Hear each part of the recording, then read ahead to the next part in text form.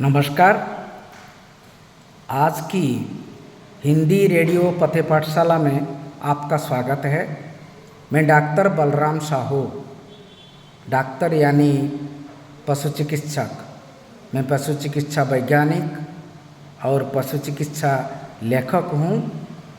मैं science communication करता हूँ। आज की चर्चा की विषय है AMR। AMR मतलब एंटी माइक्रोबियल रेजिस्टेंस। ये एंटी माइक्रोबियल क्या है? माइक्रोब मतलब अणुजीव, जैसे कि बैक्टीरिया, फंगस, वायरस, ये सब माइक्रोब। एंटी माइक्रोब मतलब एंटीबायोटिक्स, जो माइक्रोब के विरुद्ध काम करता है। ये एंटी माइक्रोब जो है एंटीबायोटिक्स, वो आजकल काम नहीं कर रहा है, क्योंकि ये जो माइक्रोब्स है ये सब पॉपुलेशन चालाक हो गए हैं, रेजिस्टेंस सृष्टि कर दिए हैं। तो इसीलिए जो एंटीबायोटिक्स हम ले रहे हैं कभी काम नहीं भी करता है। बड़े बड़े पावरफुल एंटीबायोटिक्स का ज़रूरत होता है। तो ये एक बड़ा समस्या हो गया है। इसको अभी हम AMR यानी एंटी माइक्रोबियल रेजिस्टेंस बोलते हैं। तो इसको क्या करना है, हम पहले देखेंगे कि AMR मनुष्य में कैसे हो गया है। छोटे छोटे घाव के लिए बड़े बड़े एंटीबायोटिक्स का इंजेक्शन ज़रूरत होता है, क्योंकि हमारा कोई छोटा छोटा रोग हो गया या कुछ दिक्कतें हो गया या कुछ प्रॉब्लम है, तो बिना सोच के, बिना डॉक्टर के परामर्श करके हम लोग एंटीबायोटिक्स ले लेते हैं, ज़्यादा भी ले लेते हैं। इससे आहिस्ता आहिस्ता शरीर में एंटीबायोटिक्स का असर जीवाणुओं का ऊपर, बैक्टीरियाओं का ऊपर नहीं पड़ रहा है। ये बैक्टीरिया रेजिस्ट कर रहे हैं। तो इसका और भी कारण है, जैसे कि हमारा खान पान में दूध पीते हैं, अंडे, मांस भी खाते हैं। इसके माध्यम से ही भी कभी कभी एंटीबायोटिक्स का जो इस्तेमाल होता है पशुओं में, इसका रेसिड्यू आ जाता है।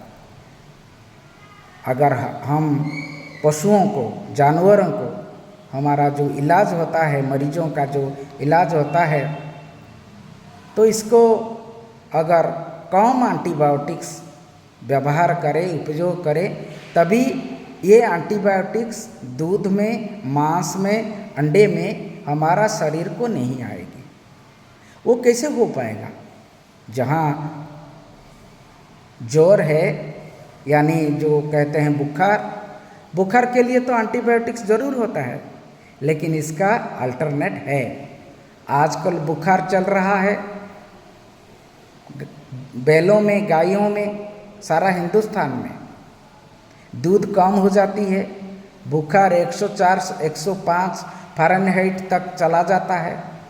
तो इसका इलाज हम एंटीबायोटिक्स में जेनरली करते हैं, साधारणतः, लेकिन इसका अल्टरनेट में हर्बल रेमेडीज़ है। जैसे कि एक गाय के लिए 2 मुट्ठी तुलसी का पत्ता, 2 प्याज और 20 दाना काली मिर्च हम अगर लेंगे, पीसेंगे, इकट्ठे मिलाकर 50 ग्राम गुड़ के साथ चटाएंगे, दिन में ऐसे 3 बार चटाएंगे, 3 दिन चटाएंगे, तभी ये जो बुखार है उसका इलाज हो पाएगा बिना एंटीबायोटिक्स में। लेकिन मन में आता है तुलसी में है क्या? तुलसी, जिसको हम अंग्रेजी में बैसिलस सैंक्टम बोलते हैं, वो बासिलाई कहते हैं, बासिलस कहते हैं, बासिल, होली बासिल कहते हैं। उसमें कोम्पेन है जो जीवाणुओं को मारने के लिए बहुत काम करता है। और उसके अलावा प्याज में, जो 2 प्याज लेंगे उसमें सल्फरेटेड कंपाउंड होता है, जो कि अच्छा एंटीबायोटिक, प्राकृतिक एंटीबायोटिक के रूप में काम करता है। ऐसे है जो हम काली मिर्च यानी गोलमरीचा, ब्लैक पेपर जो बोलते हैं, उसमें क्या है, उसमें जो पाइपेरिडिन होता है, ये सब एंटीबैक्टीरियल के हिसाब से काम करते हैं, बुखार कम करने के लिए काम करते हैं। तो ऐसे अल्टरनेट हर्बल एंटीबायोटिक्स, प्राकृतिक एंटीबायोटिक्स हमारा पास है, हमारा आसपास में है। इसी को पहचान करके, इसका मात्रा देख के हम अगर हमारा जीव जंतुओं को, पालतू जानवरों को, गाय को, भैंस को, भेड़ मुर्गियों को, बकरियों को देंगे, तभी ये ज़्यादा खर्चालू नहीं होगा, बिना खर्च में हो पाएगा। और हमारा जो पशुपालन ये सस्टेनेबल हो पाएगा। जो animal development, sustainable animal development कहते हैं, इसी से ही हो पाएगा।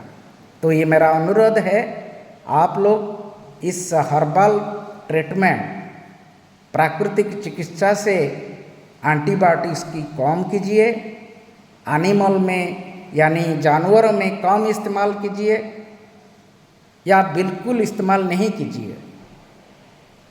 तभी ये जो एंटीबायोटिक्स का रेसिड्यू दूध में, मांस में, अंडे में मनुष्य को आ जाता है, ये कम हो जाएगा।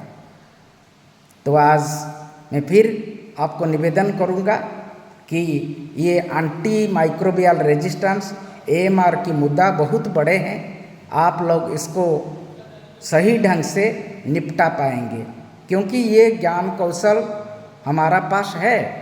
हमारा आसपास में ये जो जड़ी बूटी हैं, हर्बल है, इसको हम आजमा सकते हैं।